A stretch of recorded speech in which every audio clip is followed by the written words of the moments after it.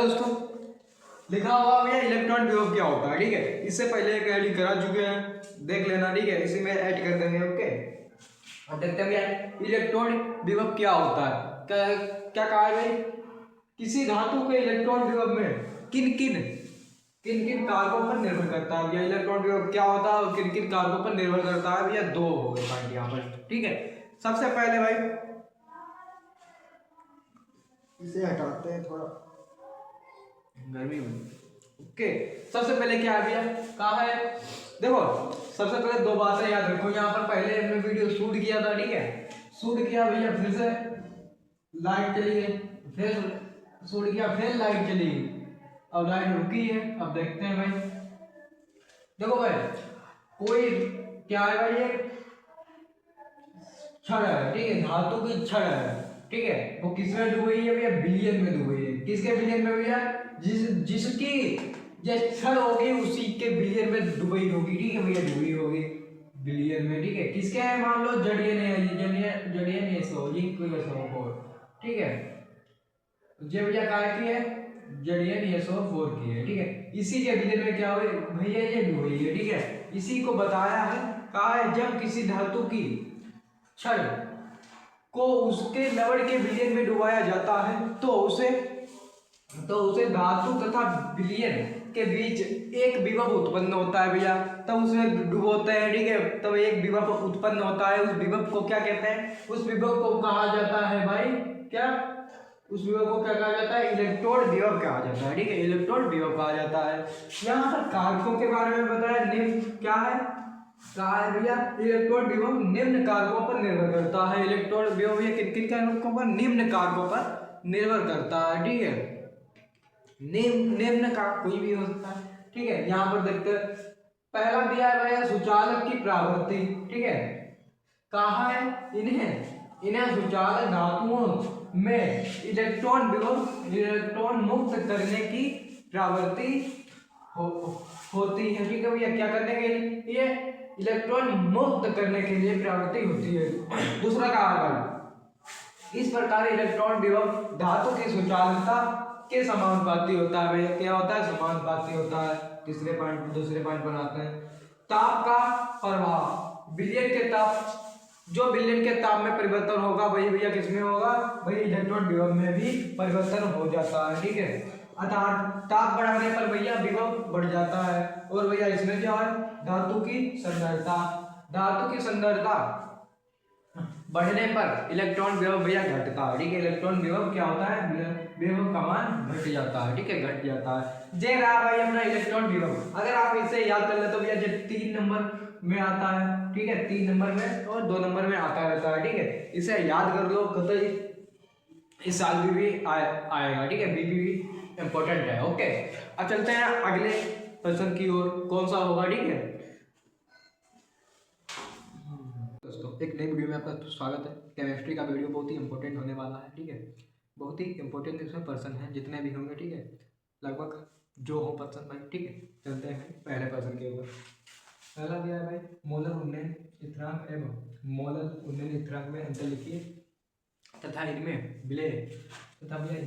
विलेय अलाविका द्वारा ज्ञात करने के सूत्र लिखे। ठीक है, पहला भी मोलर उन्नयन स्थिरांक, दो लिखे, पहले मोलर फिर मोलर। ठीक है, मोलर में क्या कहता है भैया, किसी विलायक में 100 ग्राम मिलाता है भैया, क्या मिलाता है, कोई क्या विद्युत अवघट्ट। ठीक है, या आपसील। ठीक है, याद रखा, 100 ग्राम में किसी आपसील विद्युत अवघट्ट के एक मोलर को घोलने पर उसके क्वथनांक में जो वृद्धि होती है वो उसे विलायक का मोलर उन्नयन स्थिरांक कहते हैं। एक बार वो समझ लीजिए, कह रहा है किसी विलायक में 100 ग्राम आपसील क्या विद्युत अवघट्ट एक मोलर को घोलने पर उसके क्वथनांक में जो वृद्धि होती है उसे कहता है भैया क्या, विलायक का मोलर उन्नयन स्थिरांक। वही बात सेम कंडीशन इसमें भी है भाई, किसी विलायक के 1000 ग्राम में किसी आपसील विद्युत अवघट्ट के 1 मोलर में घोलने पर क्वथनांक में जो वृद्धि होती है उसे क्या कहते हैं भैया हम मोलर मोलर मोलर उन्नयन स्थिरांक कहते हैं। ठीक, कंडीशन दोनों सेम है, बस यहाँ 1000 है यहाँ 100 है। ठीक है, इतना चेंज करना है आपको। ठीक है, एक हेडिंग याद करना है, एक जगह पर 1000 कर देना है, एक पर भी क्या करना है 100 ग्राम करना है। ठीक है, दो हो गई यहाँ से। फार्मूला रहता है कि डेल्टा टीवी, डेल्टा टीवी क्या है क्वथनांक में वृद्धि, दोनों में सेम रहेगा, दोनों में सेम रहेगा। केवी क्या आ गया, केवी है मोलर उन्नयन स्थिरांक, इसमें भी क्या होगा केवल केवी मोलर होगा, यहाँ पर सिर्फ क्या बन जाएगा भैया, एक में कर लेना मोलर, एक में हो जाएगा मोलर, बस बाकी सब रहेगा। डब्ल्यू क्या है इसमें विलय का भार, एम क्या है विलय का भार, डब्ल्यू क्या है विलय का भार, इसमें विलय का भार है, इसमें विलायक का भार है। ठीक है, दो है, ये तो हो गया भैया आपका क्या मोलर उन्नयन। अब देखते हैं भैया हम क्या मोलर उन्नयन, इसमें कहता है डेल्टा टीवी 1000 गुणे केवी गुणे में क्या डब्ल्यू अपान में एम गुणे डब्ल्यू। ठीक है, या इसमें डब्ल्यू है। ठीक है, या तो भैया अणुभार निकालने के लिए हम लगाते हैं, अणुभार निकालने के लिए लगाते हैं भाई 1000 केवी डब्ल्यू, फिर क्या लगाते हैं भैया एम बटे में एम गुणे में डब्ल्यू। ठीक है, ये तो जो फार्मूला होगा बहुत ही ईजी है। ठीक है, ये हर बार में आया लगभग, ये भाई 3 सेटों में पूछा गया लगातार। ठीक है, 3 सेटों में पूछा गया लगातार, अभी जो आपके प्रीबोर्ड है उसमें भी आ सकता है। ठीक है, जिनके हो सके हैं हो चुके हैं वो देख लो भैया आया होगा। ठीक है, दूसरा आ गया पराशर डाप, बहुत ही इंपॉर्टेंट टॉपिक। पराशर डाप की व्याख्या कीजिए तथा इसकी सहायता से विलेय के मोल दर ज्ञात करने का क्या निकालिए व्यंजन ज्ञात कीजिए।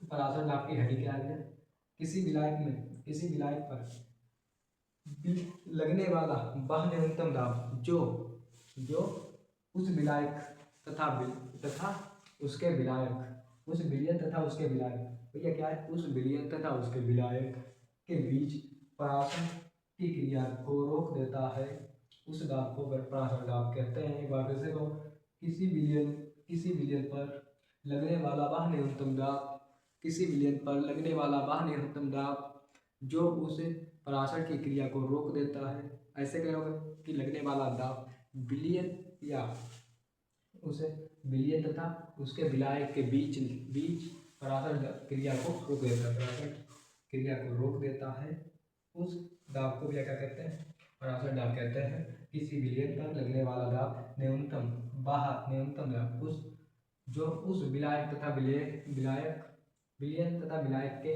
बीच पराशर की क्रिया को रोक देता है, उसे हम भैया क्या कहते हैं पराशर दाब कहते हैं। इसे हम पाई से दर्शाते हैं, इसे हम भैया पाई से दर्शाते हैं।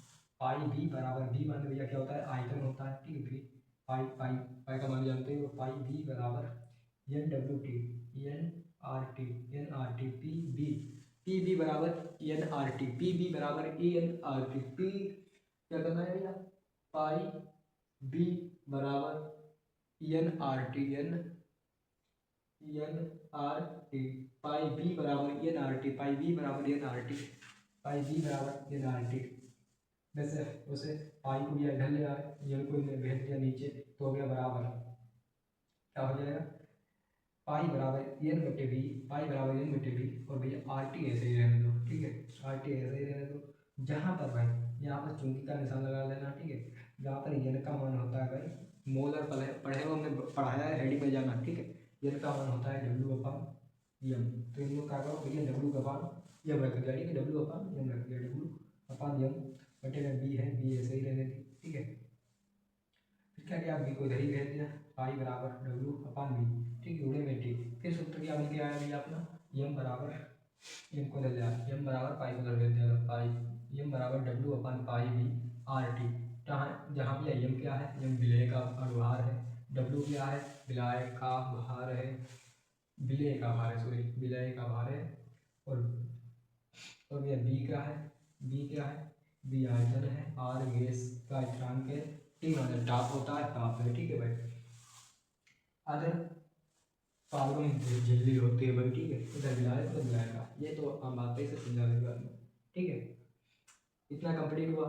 ये भैया याद कर लो, ये दो हेडिंग है, एक हेडिंग याद करने की जरूरत है, एक वैसे ही बनाकर लिख देना, चल जाएगा काम 1000 को 100 ग्राम कर देना बस। ठीक है, इसे इसे क्या है भैया, किसी, एक बार और देख लो, किसी विलायक पर लगने वाला वाह न्यूनतम लाभ उस विलायक उस बिलियन का बिलियन तथा विलायक बिलियन तथा उनके बीच, या भैया बिलियन तथा उनके विलायक के बीच पराशर ढाब की क्रिया को रोक देता है, उसे हम पराशर ढाब कहते हैं, इसे हम पाई से दर्शाते हैं। ठीक है, इसी तरह से अगली भी हेडिंग देखते हैं, इंपॉर्टेंट होने वाली है। ठीक है, जो भी है सब इसी चैप्टर में होने वाली है।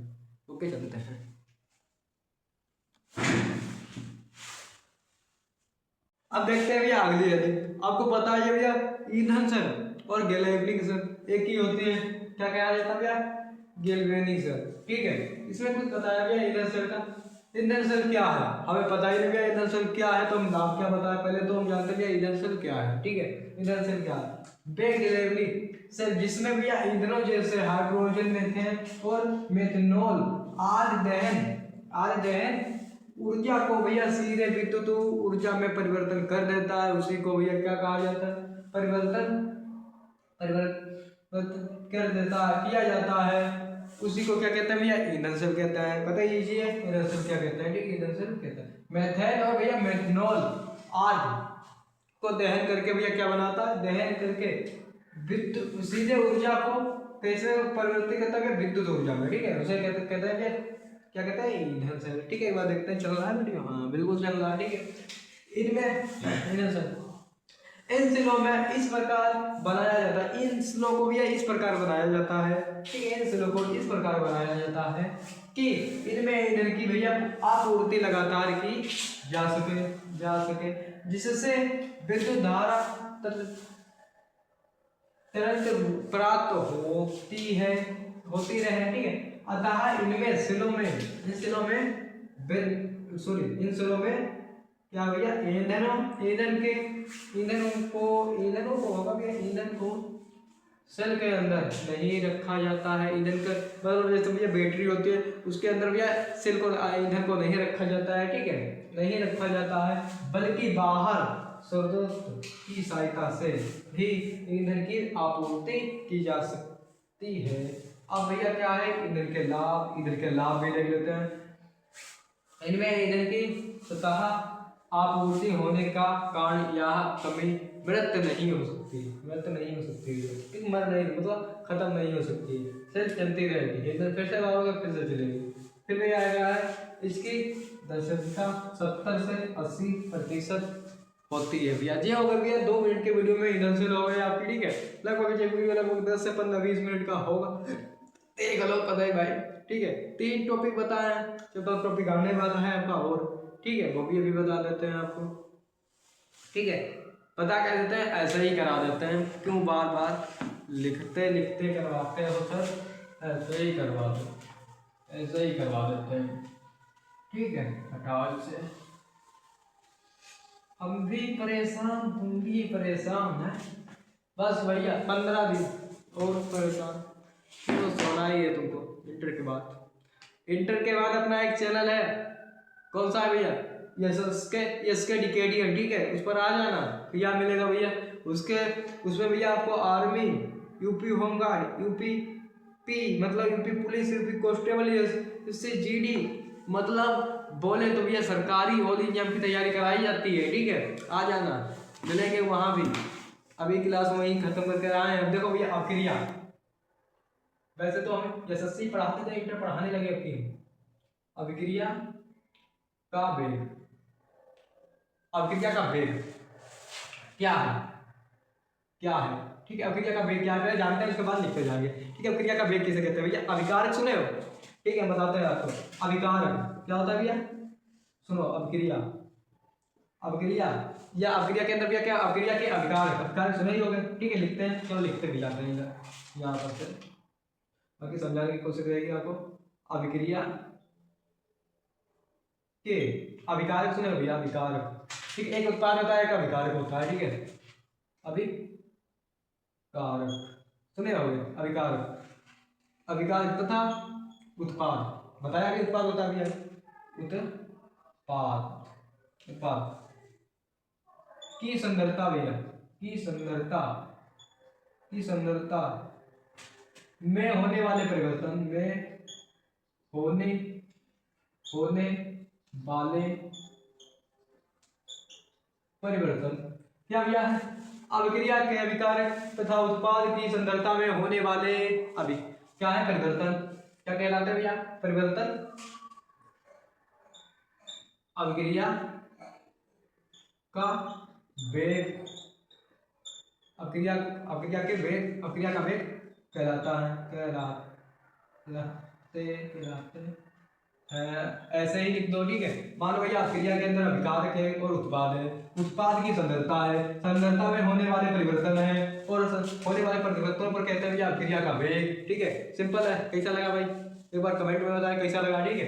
ये तो होगा कि अभिक्रिया के वेग, अभिक्रिया का वेग किसे, अभिक्रिया का वेग क्या है पता हो गया। अभी इसमें ऐड किया है अभिक्रिया के वेग को प्रभावित करने वाले कारकों का उल्लेख कीजिए। क्या कहा है भैया?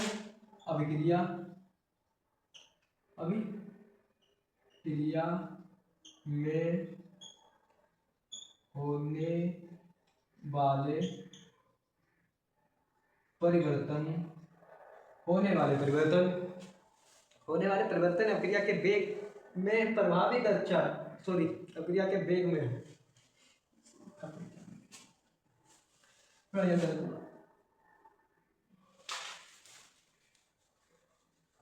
भैया गर्म हो गई कपड़े, क्या बात है, खून जाम होगा अभी प्राण दे।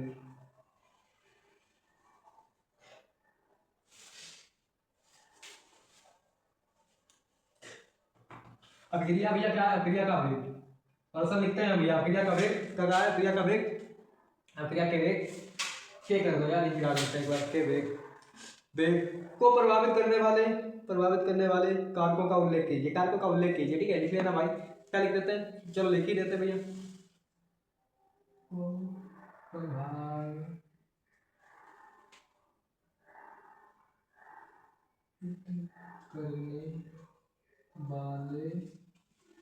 प्रभावित करने वाले कारकों का उल्लेख कीजिए, ये तो भैया हो गया अभिक्रिया का वेग किसे कहते हैं, ठीक। अब जानते हैं भैया अभिक्रिया के क्या जानेंगे, अभिक्रिया के वेग को प्रभावित करने वाले कारक, ठीक है। जी अभी डाल दें आपके यहाँ क्या भैया? अभिक्रिया के वेग को, अभिक्रिया के वेग को प्रभावित करने वाले कारक कौन कौन से हो सकते हैं भैया? निम्नलिखित है भैया, निम्नलिखित है, लिखते हैं भैया। नंबर वन का है भैया अभिक्रिया की सांद्रता, अभिकारक का सांद्रता, अभिकारक की सांद्रता,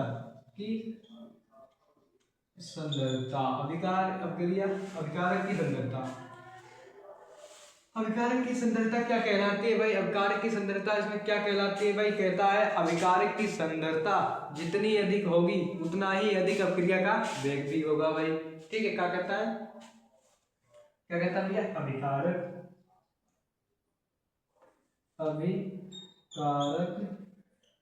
अभिकारक की सांद्रता जितनी अधिक होगी, जितनी अधिक होगी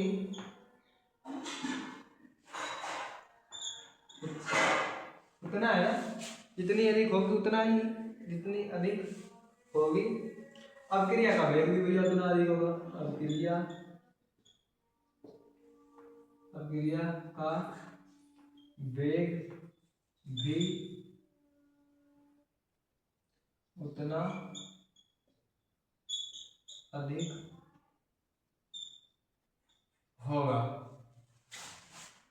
होगा भैया, यही है।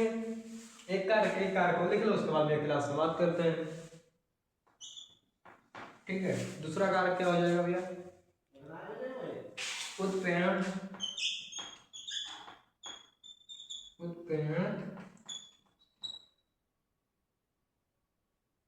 की उत्पत्ति की भैया क्या है?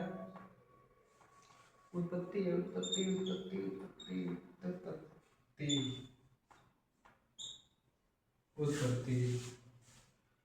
क्या है?